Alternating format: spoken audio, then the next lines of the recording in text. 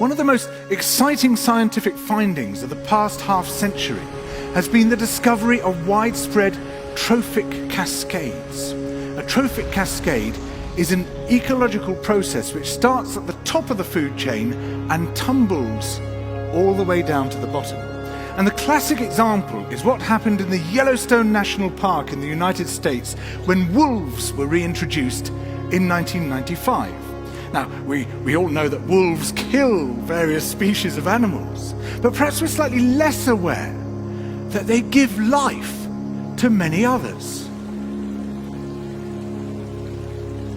Before the wolves turned up, they'd been absent for 70 years. That the numbers of deer, because there was nothing to hunt them, had built up and built up in the Yellowstone Park, and despite efforts by humans to control them, they'd managed to reduce much of the vegetation there to almost nothing. They'd just grazed it away. But as soon as the wolves arrived, even though they were few in number, they started to have the most remarkable effects. First, of course, they killed some of the deer, but that wasn't the major thing. Much more significantly, they radically changed the behavior of the deer. The deer started avoiding certain parts of the park, the places where they could be trapped most easily, particularly the valleys and the gorges. And immediately those places started to regenerate. In some areas, the height of the trees quintupled in just 6 years. Bare valley sides quickly became forests of aspen and willow and cottonwood. And as soon as that happened, the birds started moving in. The number of songbirds and migratory birds started to increase greatly. The number of beavers started to increase because beavers like to eat the trees. And beavers, like wolves, are ecosystem engineers. They create niches for other species. And the dams they built in the rivers provided habitats for otters and muskrats and ducks and fish and reptiles and amphibians.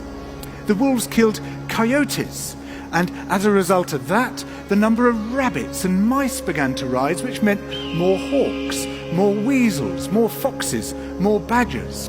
Ravens and bald eagles came down to feed on the carrion that the wolves had left.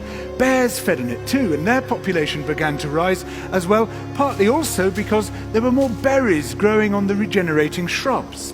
And the bears reinforced the impact of the wolves by killing some of the calves of the deer. But here's where it gets really interesting. The wolves changed the behavior of the rivers. They began to meander less. There was less erosion. The channels narrowed, more pools formed, more riffle sections, all of which were great for wildlife habitats. The rivers changed in response to the wolves.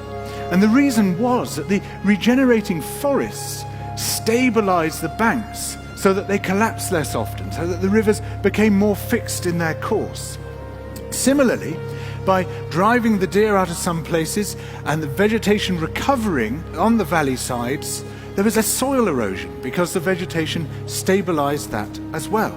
So the wolves, small in number, transformed not just the ecosystem of the Yellowstone National Park, this huge area of land, but also its physical geography.